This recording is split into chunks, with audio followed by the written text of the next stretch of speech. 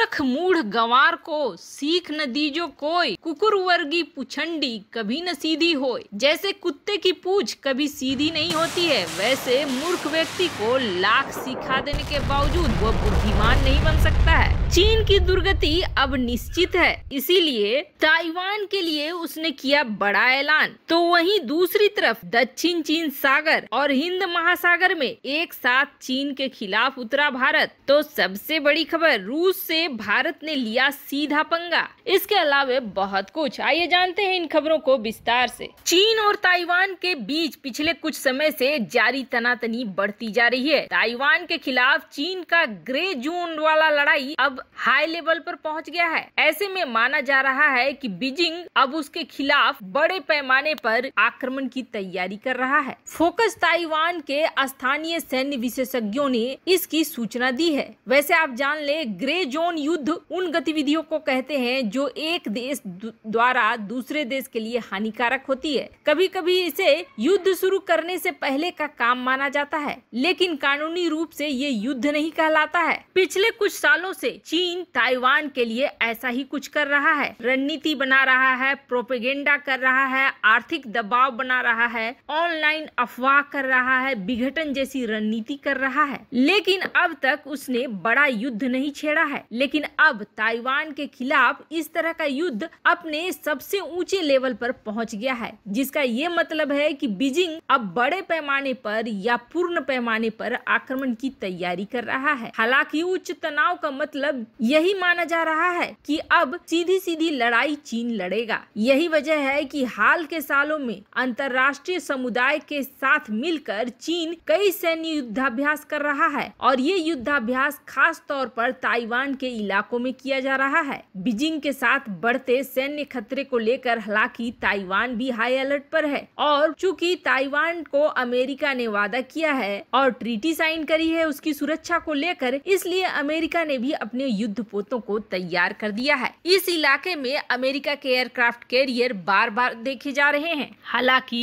America को डराने के लिए भी चीन सैकड़ों मिसाइलें दाग रहा है, पर यह लड़ाई इतनी आसान नहीं होने वाली है। अगर ताइवान पर हमला होता है तो अमेरिका इस हमले में कूदेगा और जिसका सीधा मतलब ये होगा कि एक नए विश्व युद्ध की शुरुआत। अमेरिका के एक आह्वान पर फ्रांस और यूरोपीय यूनियन, यहाँ तक कि नाटो देशों ने भी अपनी तैयारी शुरू कर दी है। अगर चीन ने ताइवान के साथ युद्ध छेड़ा तो वह उसके लिए बड़ा भयानक और खतरनाक होगा। वैसे भारत ने भी अपनी तैयारी जोरदार रखी है और दक्षिण चीन सागर से लेकर हिंद महासागर तक भारत अपनी तैयारियों को ऐसा बना रहा है जिसे देखकर चीन चिढ़ रहा है। और अब तो डीआरडीओ ने आगे बढ़कर भारत के लिए एक ऐसा काम कर दिया है जो अब तक नहीं हुआ था इस क्षेत्र में। भारत और चीन के तनाव से भारत ने काफी ज्यादा अपने आप में बदलाव लाया है। भारत ने युद्ध के समय काम आने वाली और जरूरत की चीजों पर ध्यान देना शुरू कर दिया है। जैसे कि भारत की अब डिफेंस सेक्टर ने डिफेंस स्पेस एजेंसी के साथ मिलकर काम करना शुरू कर दिया है। किसी भी युद्ध को जीतने के लिए सही सही जानकारियों का होना बहुत ही ज्यादा मायने करता है और ऐसी जानकारियों के लिए किसी और देश पर निर्भर नहीं रह सकते हैं। जैसे कि कारगिल की लड़ाई के समय भारत ने पाकिस्तानी ट्रूप्स की मूवमेंट के लिए अमेरिका से डेटा मांगा था, लेकिन अमेरिका ने अपने सैटेलाइट से इस डेटा को देने से मना कर दिया था।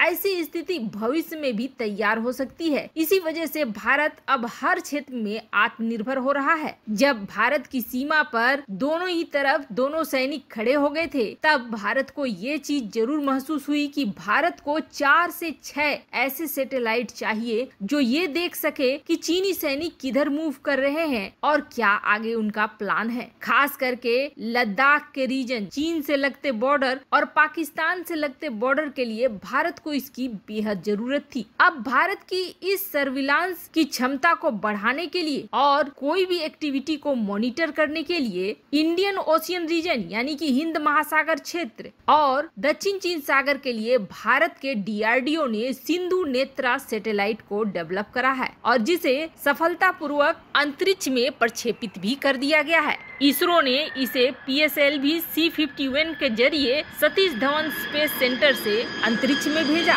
इसका नाम सिंधु नेत्र दिया गया है। सिंधु नेत्र सैटेलाइट खुद ब खुद युद्धपोतों और व्यापारिक जहाजों के बीच अंतर को भांप लेगी जो हिंद महासागर से गुजरने वाले होंगे। साथ ही साथ जमीन में स्थित अपने सिस्टम से बात कर डेटा भी देगी। वैसे इस सैटेलाइट का इस्तेमाल दक्षिण चीन सागर, अरब की अफ्रीकन कोस्ट और अरब सागर में भी की जा सकेगी। भारत के लिए ये बेहद फायदे वाला और जरूरी कदम बताया जा रहा है। यही वजह है कि चीन चिढ़ गया था जब भारत ने 19 सैटेलाइट एक साथ सफलतापूर्वक प्रक्षेपित करी थी। वहीं दूसरी तरफ भारत और रूस के बीच एक बड़े पंगे के आसार बढ़ गए हैं। दरअसल भारत को चाहिए था M90FR maritime gas turbine engine और ये चाहिए था रूस के द्वारा दिए गए तलवार फ्रिगेट के लिए। आपको बता दें भारत ने रूस से तलवार क्लास की फ्रिगेट खरीदी है और इनमें से 2 एडवांस तलवार को भारत में ही बनाया जा रहा है। शीत युद्ध के बाद रूस क्रिवेक 4 नाम के फ्रिगेट का इस्तेमाल करता था।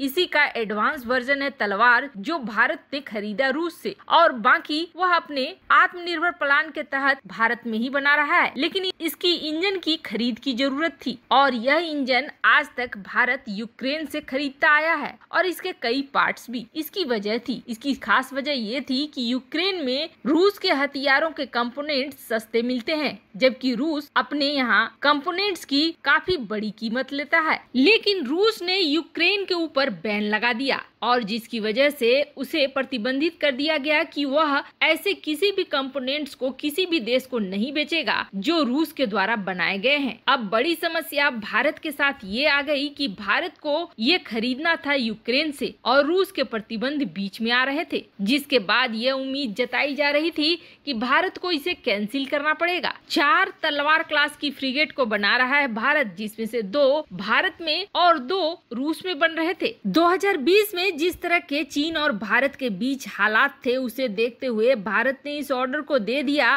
और इस इंजन को खरीद लिया जो भारत के लिए बहुत ही सफल माना जा रहा है। लेकिन अब यहाँ पे पंगे शुरू हो गए रूस के साथ, पर रूस ने भारत के साथ अपने रिश्तों को देखते हुए इस नियम को अनदेखा कर दिया। जो 2 तलवार फ्रिगेट रूस में बन रहे हैं भारत ने उसके लिए भी इंजन मुहैया करा दिया है। जल्द ही ये फ्रिगेट भारतीय नौसेना में शामिल हो जाएंगे। रूस ने भारत के साथ अपने संबंधों को सही रखने के लिए फिलहाल यूक्रेन वाले मामले में चुप्पी साध ली है। वैसे आपको क्या लगता है, DRDO ने जो काम अब किया है वो पहले भी कर सकता था अगर पहले की सरकारों का सही समर्थन मिलता? कमेंट कर अपनी राय जरूर बताएं। जल्द मिलते हैं अगले वीडियो में नई खबर के साथ।